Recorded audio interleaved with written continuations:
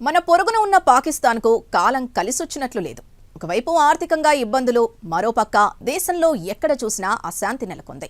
దేశం నుంచి విడిపోతామంటూ పెద్ద ఎత్తున నిరసనలు వెల్లువెత్తుతున్నాయి. తాజాగా సింధు దేశ్ కావాలని కరాచీలో పెద్ద ఎత్తున హింస చెలరేగింది. పోలీసులు బాష్పవాయువు ప్రయోగించారు. డజన్ల కొద్దీ నిరసనకారుల్ని అరెస్ట్ చేశారు. మరోపక్క మాజీ ప్రధాని Imran Khan, chief army staff Asim మునీర్కు మధ్య విభేదాలు తారాస్థాయికి చేరుకున్నాయి. ఖాన్ని ఉరికంభం ఎక్కించాలని మునీర్ కుట్రలు పన్నుతున్నాడు.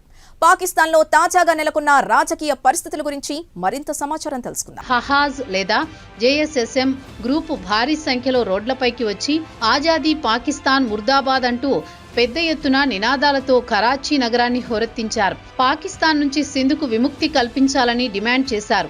అయితే సింధ్ నేషనలిస్ట్ గ్రూపు గత కొన్ని సంవత్సరాల నుంచి ప్రత్యేక సింధు దేశం కావాలని డిమాండ్ చేస్తున్నారు. ఇక సింధు విషయానికి వస్తే ఇండస్ నది చుట్టుపక్కల ఉంది. 1947లో ఇండియా విడిపోయిన తరువాత డిమాండ్ చేస్తున్నారు.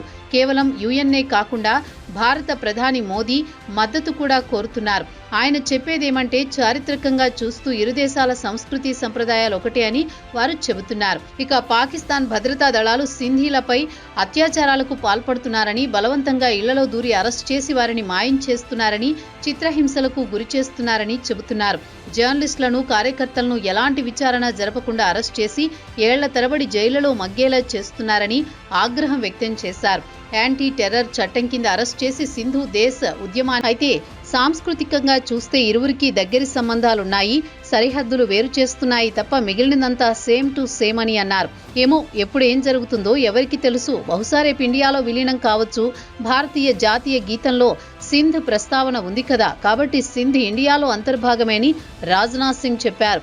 అయితే రాజ్నాథ్ సింగ్ వ్యాఖ్యలను పాకిస్తాన్ సీరియస్ గా తీసుకుంది. ఇస్లామాబాద్లోని భారత రాయబారిని పిలిచి వివరణ కోరింది. రెచ్చగొట్టే ప్రసంగాలు చేయవద్దని ఇండియా రాయబారిని కోరింది. అయితే సింధు దేశ్ డిమాండ్ ఈ రోజు కొత్తగా తెరపైకొచ్చింది కాదు. 1960 దశకం నుంచే